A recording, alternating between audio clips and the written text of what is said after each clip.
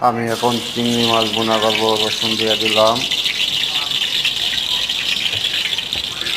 রসুন গরম হলে একটু পেঁয়াজ কাঁচামরিচ দিব।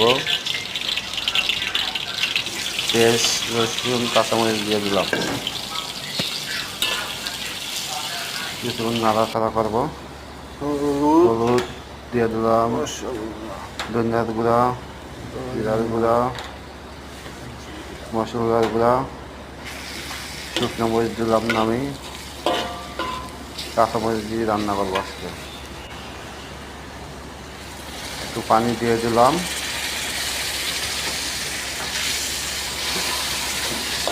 নাড়াচাড়া করবো। মাছটা দিয়ে দিলাম। এখন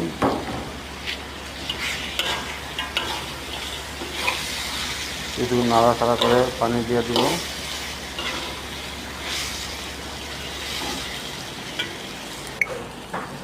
এখন পানি দিয়ে দিলাম, গরম পানি।